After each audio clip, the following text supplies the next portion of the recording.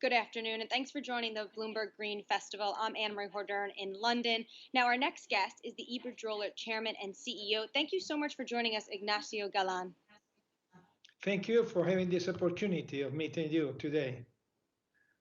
So I wanted to begin with what you said in January in Davos. You said that you're sure there's going to be a boom for electric vehicles. Now, a lot of people didn't get a lot of predictions right for 2020, but we have seen this just insatiable demand for anything exposed to the green world. Tesla's market cap now is just under 400 billion. The stock has been an absolute tear. For some perspective, ExxonMobil is trading around 155 billion for their market share. And you very early on, years and years ago, really made this huge push into renewables. Now you're Europe's second biggest utility company, but we are seeing a next phase of this energy transition that's really been sped up by the impact of COVID-19. What are your next steps? Well, as I mentioned already in Davos, electrification of the economy is the most efficient and competitive way to promote this green recovery. I think it's a strong potential still to increase energy consumption in sectors as a part of the transport, electric vehicles, but as well areas like cooling, heating, and many industrial processes. And that means that less fossil fuels is going to be needed, and more renewables, more storage, more smart networks. And the point is that we have today the technology, and we have the technology to make that in a much more economically and quickly manner. Today, the cost of renewables, solar and wind, has decreased significantly, becoming today one of the most efficient energy sources. So as well, but higher penetration of renewables require investment in smart networks to integrate this energy and maintain the stability and security of supply. I think the numbers, if you don't mind, the numbers of the International Energy Agency mentioned that a 50% increase in electricity networks investment will be required in the next few years if we would like to integrate the renewables, which is going to be already put in production. But as well, I think the renewables are intermittent, so I think it will require storage for that. And the storage today, there are two main technologies, which is hydro pumping storage, which means is using the existing dams to make a hydroelectric power plant to make reversible, and as well the batteries, which are already becoming more and more already competitive as well. So finally, as well, I think is technologies like hydrogen, which I think is an opportunity for decarbonizing those sectors or those industrial processes, which is very difficult to be already electrified. So I think in this sense, those are the main things. I can tell you already in this particular point of hydrogen, we are in this moment making the largest European hydrogen project, electrolyzer, and with using already solar energy for that, for production of ammonia for fertilizers. I think traditionally the ammonia is already produced with hydrogen, which is produced through a process with this steam reform from natural gas, and we are going to produce that one with hydrogen for making this ammonia the fertilizers. So my ambition is that 100% of fertilizers will be already made with no needs of fossil fuels for their production. So I know you're building like a 150 million euro hydrogen plant in Spain. Do you have plans to do any other big projects like this elsewhere, either Europe, the UK, the US, Brazil, maybe?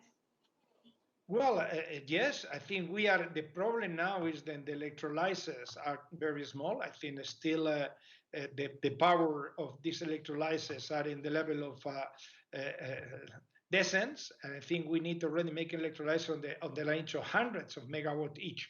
I think that also we are already in talks with certain companies which are already producing those one to make already much bigger equipment to make that one, but certain that is. But I think I said ammonia, but there are another process which can be as well transformed, like steel production, which as well can already use that one, or the areas like tiles. So many areas which they are using natural gas and can be already used with hydrogen. Hydrogen produced with electricity through electrolysis. So you have a big push into hydrogen for 2020 and beyond. I wanted to also talk about the fact you signed this deal with Nissan across the US, Europe, Brazil to work on electric vehicle systems. Any other car companies that you have, are you having talks with about doing similar things? And do you see yourself taking on the role of what we would consider a petrol station?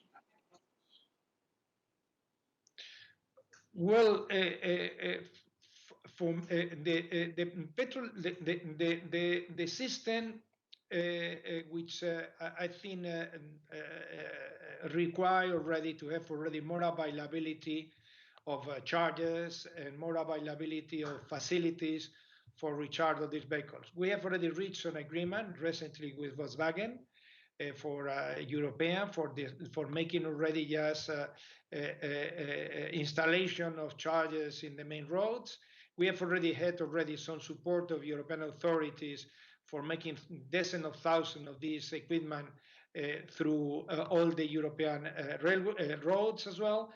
And one important thing is we are already making APP in such a way that the car users can already identify where is the closer a charging device, not only ours, from whatever existing, and they can already use this charger for reserve this charger from the mobile phone, and they've already paid as well their bill together with the energy bill. So, which I think we are trying to facilitate that one. So I think it's a company like Volkswagen, in our talks with them, they are planning to have already availability of 150,000 charging points in Europe. So in Spain, we are already planning to make something like 25,000. So which I think that is already something which is moving fast. In some cases, we are finding difficulties for permitting, for already make that happen. There are countries which are already facilitated the things. In the case of the United States, I heard yesterday in New York, they are already making a regulation in such that the distribution companies, as our in the United States, will be already responsible for providing the grid for connected whatever they would like in whatever place, connecting already chargers. So, which I think that we included in our asset regulatory asset. So, which I think that all this means will facilitate very much that the facility for already the recharge of cars, whatever they should be, with no limitation. So you want to put power in my car. Oil companies more and more want to keep my lights on. Yesterday we heard from BP, and they see demand growth potentially just flatline, and they say that's pretty much over. Oil companies have huge balance sheets. Do you think they'll start to try to buy utility companies?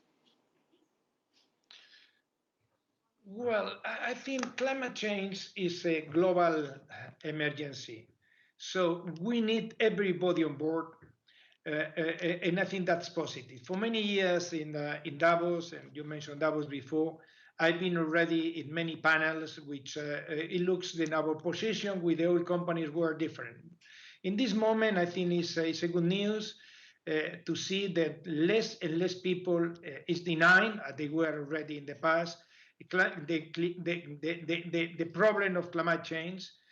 Even in many cases, they've been trying to delay this climate action. So I think it's very positive that this commitment of decarbonization is a reality, is not already greenwashing as it was. I think in any case, I think I'm very pleased that the new people is coming on board. Nevertheless, I think we are already 20 years ahead. I think we are in a very good competitive position. So we have already developed the skills, the technology, we have the financial resources, and we will continue to doing that in the next decade. We have dozens of thousands of megawatt of pipeline to build. I think in this moment we are building, last year we built on the range of 5,000 megawatt of renewable. This year probably we are going to even to increase that one. And we are seeing plenty of opportunity that one. I think that is what we did during this confinement. I think we reached agreements and we bought companies in Australia, Sweden, Japan, France, Germany, in which all of them we have already huge potential and very large pipeline to make already a new renewables in those countries with our experience. For instance, in the case of offshore, we are one of the leading companies. We started 10 or 12 years ago, and we have already created a team of more than 1,000 engineers which are experts in making this sort of thing. That takes time for another one to achieve what we have already achieved. But welcome everybody to on board to defend and to do the necessary for improving all do you the think they'll situation. start to try to? But do you think they'll start to try to buy utilities? Well, I think the market is there, so I think they are already buying certain things, and in the market we are in the market, and somebody is already making a good offer. I'm sure the shareholders will be already.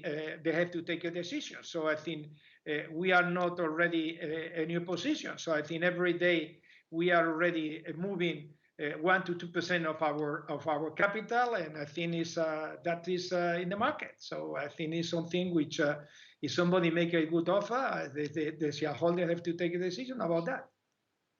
Yeah, it's true. I guess everyone in that sense has a price they would consider, right? The pandemic for the oil companies was really the catalyst in terms of taking these bold steps we've heard, at least definitely for the European majors. You have really this global reach, and I'm curious to know how COVID-19 affected your operations in Spain, where we had this draconian lockdown, versus, say, somewhere like Texas. And now that we start to see a bit of a resurgence of cases and some cities are planning for the so-called second wave, what you've learned, and would you maybe apply a different strategy? Well, I think the pandemic has proven how much our societies rely on electricity. I think thanks of the service we have already provided in the countries, the people has been able to connect and to continue making already telework. The people has able to get all the life in the same condition. I think during this pandemic, we have already reinforced and maintained our service in our countries. And we have already do the necessary for making already then our customers remain connected. And with certain area like hospital, we have already reinforced the service in order that they have already absolutely safe and no problem on that one.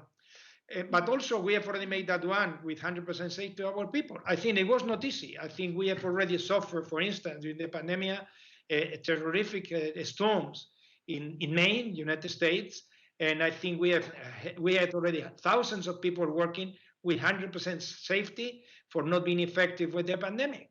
We have already implemented 150 measures all across for all the countries, in certain cases ahead of the authorities' implementation of these measures. So I think also we have already certified all our measures for being already sure the prestigious bodies they certified, and we are taking the best in class. The result is clear. A part of maintaining and improving the service in this period is that the rate of positive tests of our people and our employees is much lower than average on the countries where we operate. Even then, almost half of our staff has been already working in field. So I think not only those who has been already at home, but also those one who has already been providing the service, they had already level of infection much lower than the countries what we are already operating. And I think that was already our result at one. And we learned this lesson, how to organize for special situations and how to manage this thing in a safe manner and providing the essential service, which is the supply of electricity. And I think in no case, in no country, we have already failed in this one. Even we have already passed through a difficult situation that we suffered in Maine during the March storms. So the lights remained on throughout the whole pandemic. But I guess what you're saying is, depending on the authorities in which country it is, your strategy would somehow change. Is that correct?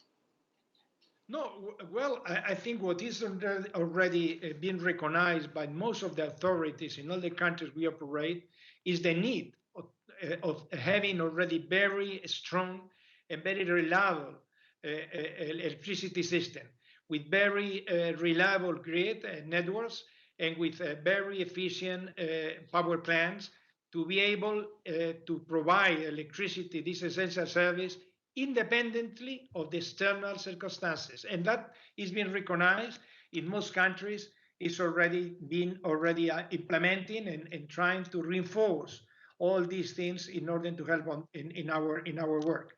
Something which is as well therefore already discovered and is already needed, much more investment in the countries, and as well something which is being implemented in many countries is, or they are in the way of implementing a change in fiscal policies based in the principle of political space, trying to accelerate with this means all the regulation which helps already in doing the necessary for already maintaining a strong and reliable system.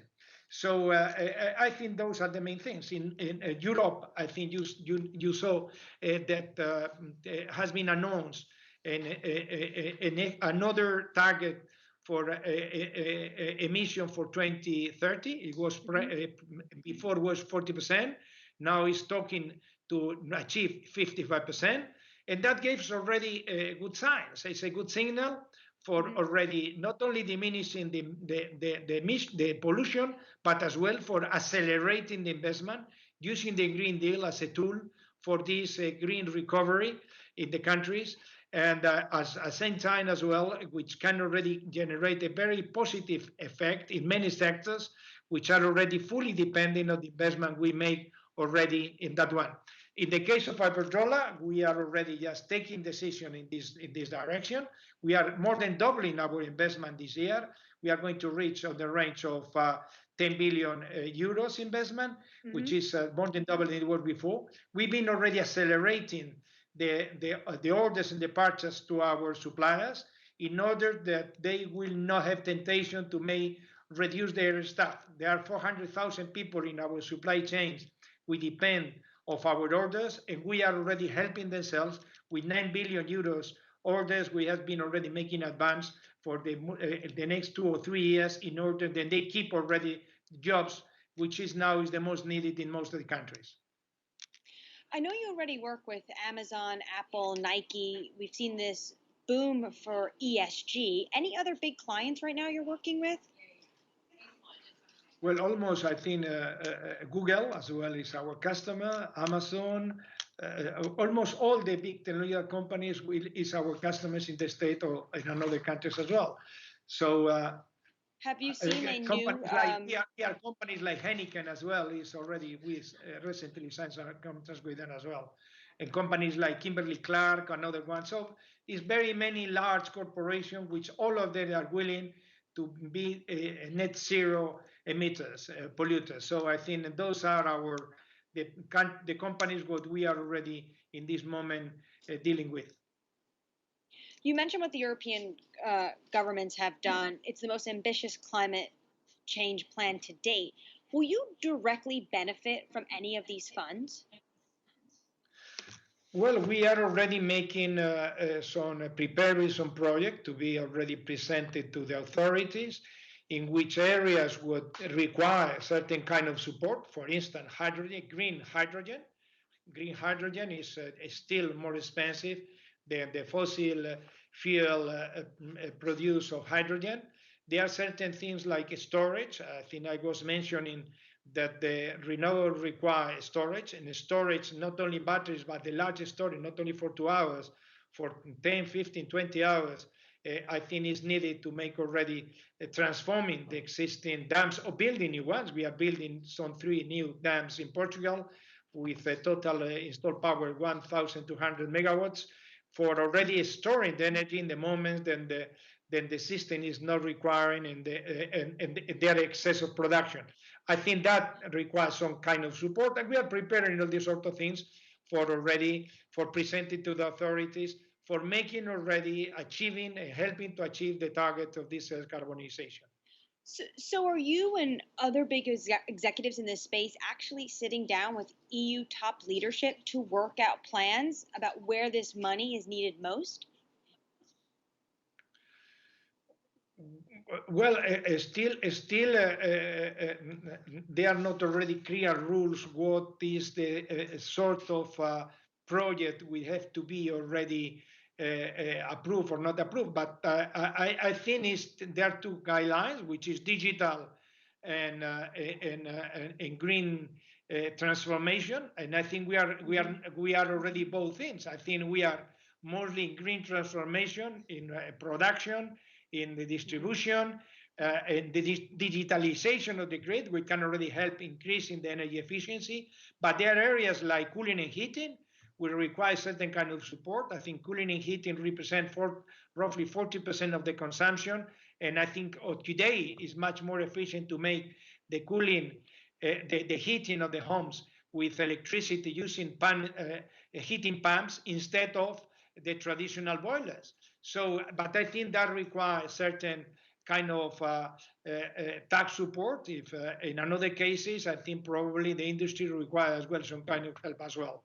But I think those are the areas what still is not clear definition, and we are working in presenting those one, and we hope that then the European Commission will already define more clarity what sort of project they will have. For the time being, it's already just a line, which is a green project. We can transform the existing traditional industry into green processes and digitalization of the economy. But I think how that can be already implemented, that is what we are going to present, trying to ready to approve our projects. Yeah, I think that's what people want to know. They see the goals there, but they want to know exactly how is this going to actually work on the ground and where the money is going to be spent. The other thing I want to ask you about is there's no large-scale solution to recycle wind turbines. I'm sure you know this. And that's set to become a problem in the coming years as old wind farms reach the end of their life cycle. Do you have a plan for this? Where do you see that? Well, I think we are absolutely committed with the circular economy. So circular economy means we have to use better the resources and not waste the existing resources, but to recycle or to reuse those ones. I think in the case of wind turbines, still we are far from that one. I think it's the turbines, the main turbines. The large turbines there's still very long life ahead, but I think there are already companies what they are working on that one. Mainly is the recycling of the blades, because the rest of the thing is well recycling. I think what is the towers, I think is steel, which is easy to be recycled, and that the main thing is the blades, which are already fiberglass, but there are companies which are already working on that one and to recycle those one for being used for other purposes. So I think we are already people which now is close to us for already making that happen. But I think we are absolutely supported of whatever means circular economy in reducing and recycling whatever production means we've been already using in the past. I want to stick with policy, but I want to go stateside. In the U.S., we've seen vastly different climate approaches from either side of the aisle. Just yesterday, President Donald Trump even questioned the science behind climate change when it came to the wildfires in California, while Democratic nominee Joe Biden is trying to promote his climate deal as a way to win votes. Is a Joe Biden presidency better for your ambitions as a clean energy provider? Well, if America have to take the decision, which is the president they would like to run the country for the next 4 years. So I think our commitment is, as I said in Scotland, is to keep the people connected, is to provide the electricity that people require.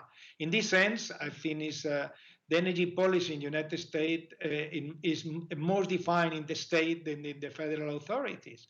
I think most of the states in we have already present, they have their own renewable obligation or the renewable targets, and they are already the rules and the regulation for networks and the remuneration for the grid and networks is already made by the state regulators. It's only the federal authorities as already involved in whatever thing is transmission between states.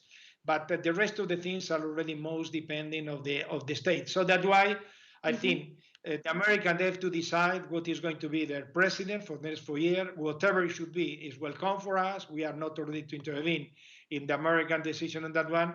And in related our business, most of the decision related to energy policy and how they would like and how to keep the license of the state is in hands of the different states, and we have already presence.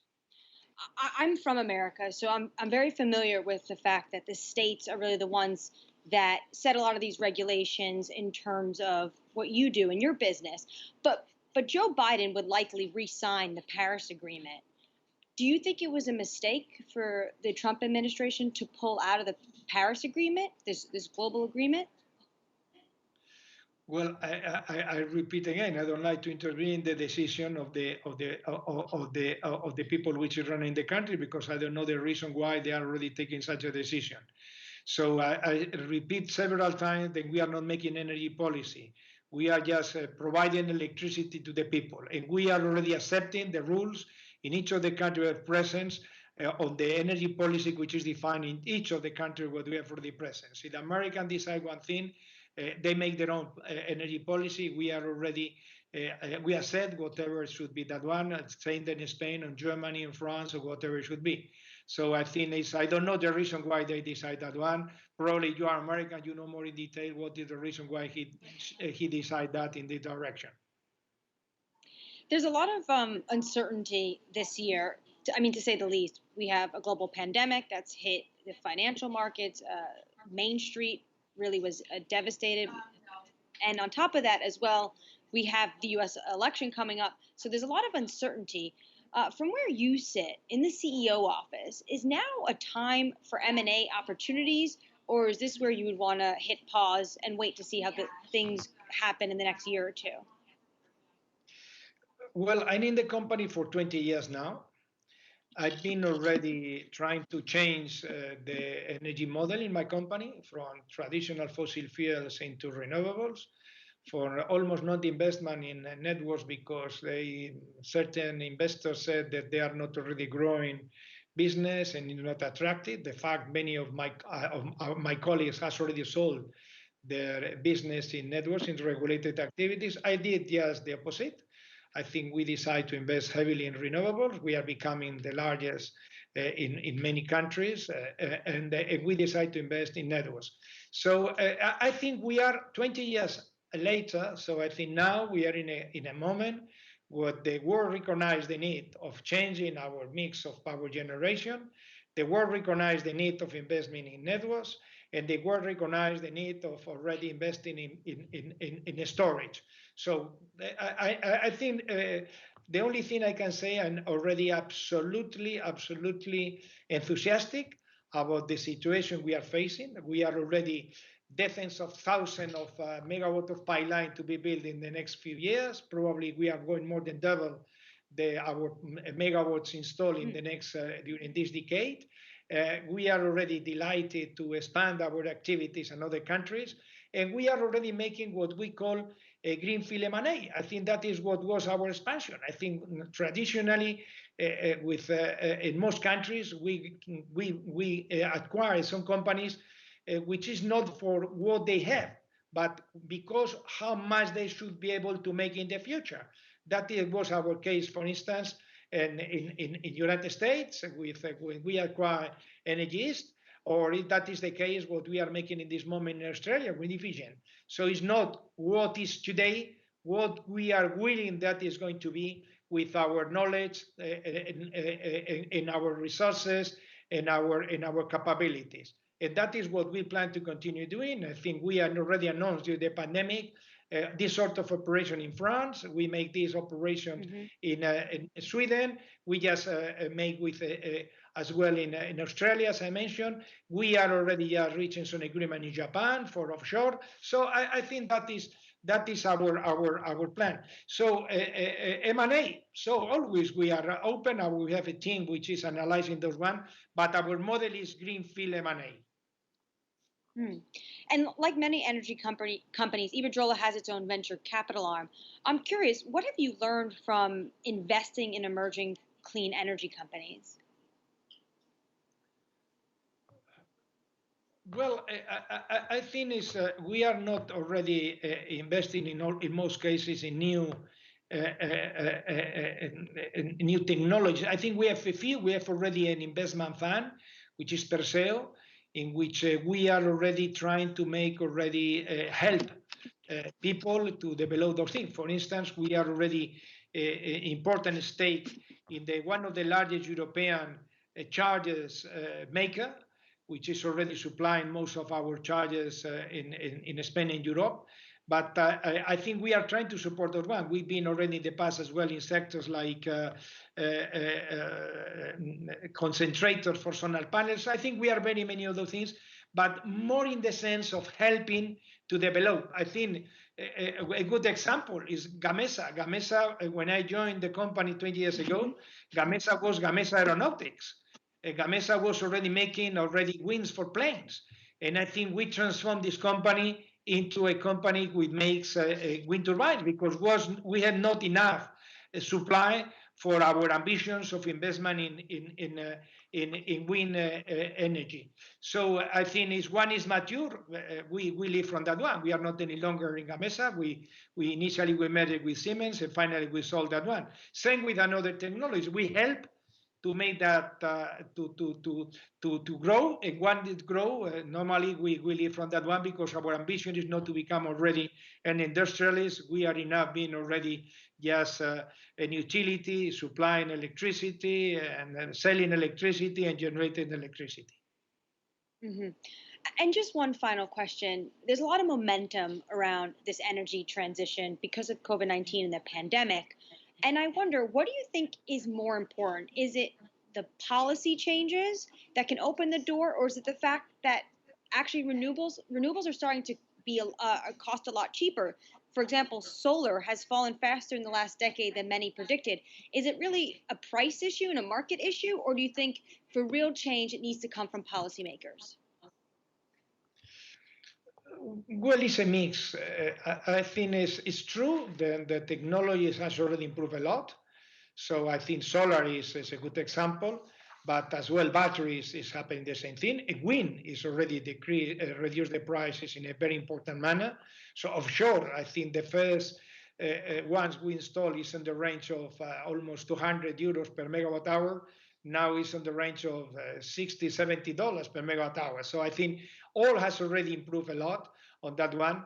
But I think what is for making that happen is very needed and stable, predictable, and attractive frameworks that provide clarity and legal security. So I think we are ready to invest the money and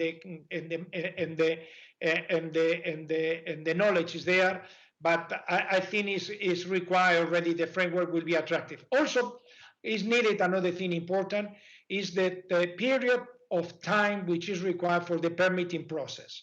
I think in most countries, a permitting process takes 4 or 5 years for the easiest one. I think if it's offshore, it's taking much longer. But the construction, it takes, in some cases like solar, is less than a year. So if we would like to benefit from the quick investment or the huge investment which can already be made in the next few years, will be required already as well to accelerate all the permitting process in most of the countries. So I think we have permitting process more agile, and we have already frameworks stable, predictable, and attractive. I think we can already, rapidly to transform our energy model in a more reliable, more competitive, and much cleaner. Ignacio Galán, Iberdrola Chairman and CEO, thank you so much for joining our Bloomberg Green Festival. Thank you very much for having this opportunity of meeting you. Thank you.